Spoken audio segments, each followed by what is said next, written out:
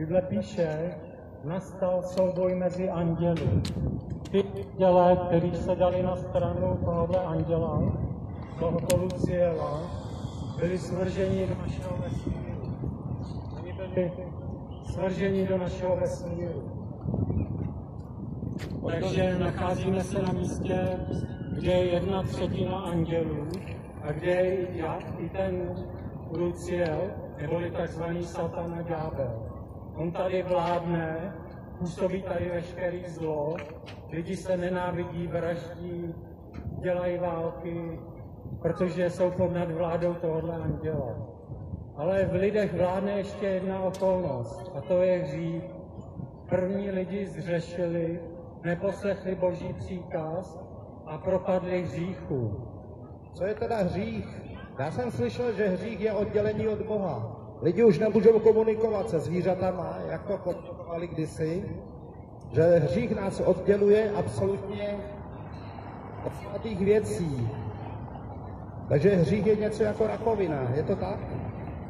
Tak, je to tak. Víte, Bible říká, že Bůh nás lidi miluje, ale jednu věc nemá rád. A to je hřích, který nás od Boha odděluje. Je to samozřejmé, protože kdybyste měli třeba někoho, na kterým vám záleží, a mezi vámi a tím člověkem by byla nějaká překážka. Takže byste se snažili tu překážku všemožně rozbít. A tak Bůh se rozhodl rozbít překážku, která je mezi náma a Bohem. Ta překážka se jmenuje hřích. Hřích je, že lidé konají špatné věci. Hřích je v tom, že lidé neznají pravdu, neví, proč tu jsou, neví, co je po smrti. Lidi neznají ty nejzákladnější věci. Ale Bůh tyhle věci dává poznat těm, kdo berou jeho slovo vážně.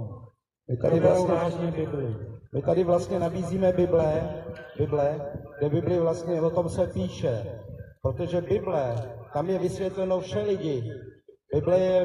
Bible sama pochází od Boha.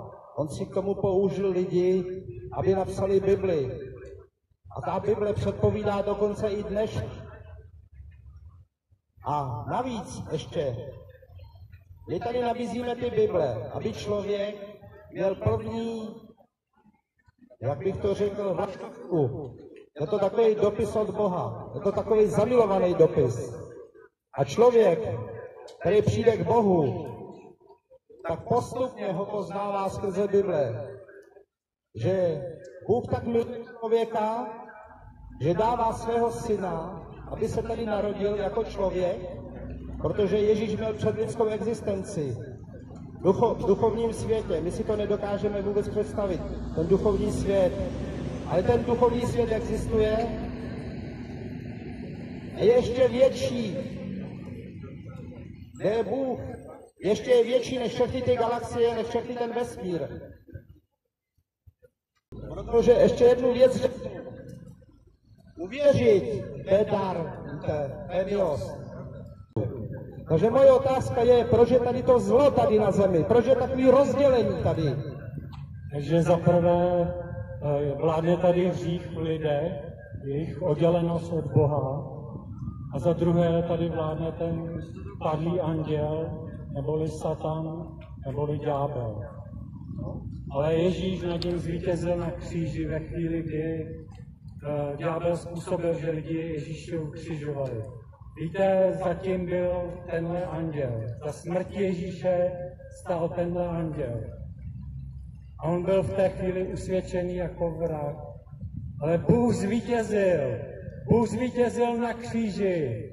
Smrt Ježíše osvobozuje i dnes lidi od všech závislostí, od všech nepravostí. Je to takový divný, když to řeknu taky takhle, že mě Bůh zbavil závislostí. Je to divný lidi, když vás Bůh zbaví drog, kouření, lhání, podvádění. Užíváte si se ženama, užívají si s muži, ale Bůh vás toho zbaví. Bůh vás vytrhne i z chudoby, i z ulice, postupně, když mu věříte. Ale musíte mu opravdu věřit. Musíte ho milovat. Když někoho milujete lidi, všechno dokážete. Láska totiž dokáže všechno. Jedině láska, že Bůh nám tu lásku dal. V genech to máme všichni. Máme lásku, milovat lidi, milovat svoje děti. A dokonce milovat i svoji vlast. No jo. Dokonce i nepřátelé. Takovou sílu vám Bůh může dát. Že milujete ty lidi, co vás pronásledujou. To ani není možný, si řeknete. To není možný.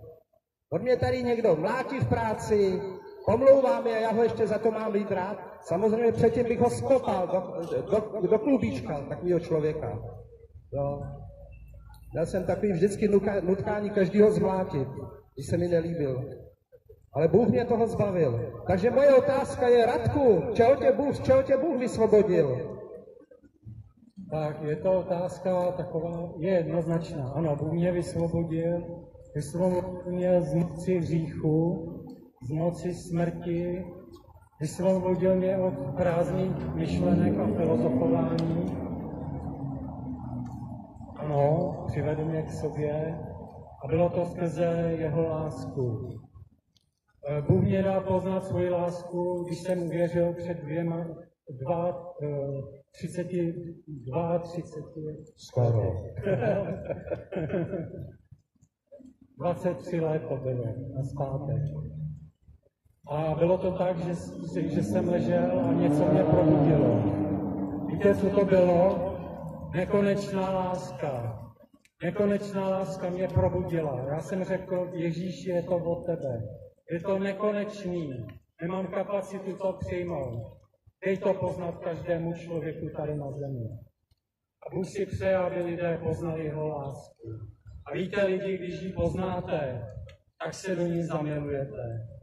A nechcete už nic jiného. Je to jediná zdravá závislost. Závislost na Bohu. Závislost na jeho lásce. V Bibli se popisuje, že ta největší láska je agape. Z řeštiny. Agape to je nepodmíněná láska, ta boží. Pak je filia, storge a eros. Pokud tohle já vím z řeštiny. Ale nejvíc. Nejvíc je láska agape, protože ty lidi, kteří věřili, prosím vás, v tom prvním století, šli do aren. Byli sežráni lvem. Ve filmech to vidíte. Vidíte to Kaligulovi. Jestli to lidi někdo viděl. Co dělali římskí císaři? Ano, oni se prohlašovali za bohy. A ty první křesťané strašně trpěli pro Ježíše. Až do 3. století, než to Alexandr Veliký nebo Konstantin to přijal jako za státní náboženství. Ale jedna věc musí být jasná všem lidem, že pokud opravdu miluješ Boha, tak te tu sílu dává. Protože není možný umírat pro Boha. Oni ty lidi umírali pro Boha, nechali se ukřižovat, jo, stít, apoštol Pavel byl sťatý třeba. Štěpán byl třeba ukamenovaný. Spousta těch lidí trpělo pro Ježíše, pro svoji víru. Ano, takovou Bůh ti dává lásku. Pokud takovou lásku máš, tak dokážeš zemřít i pro druhé lidi. Což je úžasný. Pro víru, pro Boha. A Bůh ti slibuje království. Staneš se knězem.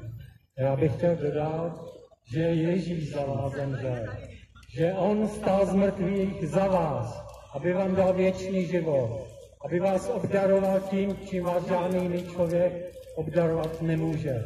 Protože žádný člověk nemá autoritu jinému člověku dát věčný život. Je to v autoritě Ježíše Krista. Jedině on musel zemřít na kříži. Jedině on stal z mrtvých 3. dne. A v jeho jménu se káže dobrá zpráva i v dnešní době. Stalo se to před 2000 lety a dnes Ježíš dělá to samé, co před 2000 lety. Činí z lidí Boží chrám. Víte, být Božím chrámem je nádherná věc. Kdy Bůh ve vás bydlí, on se raduje na svém trůnu ve vás. Je to potěšení, který přináší Bůh nám, a je to potěšení, který má Bůh z nás. Ale my nejsme chrámem. Bůh nás nestvořil hned od začátku chrámem. My se stáváme chrámem, když se znovu narodíme. A Bible říká, kdo se nenarodí znovu, nevejde do Božího království. Říkal to sám Ježíš. Nevejdeš tam, pokud se nenarodíš znovu.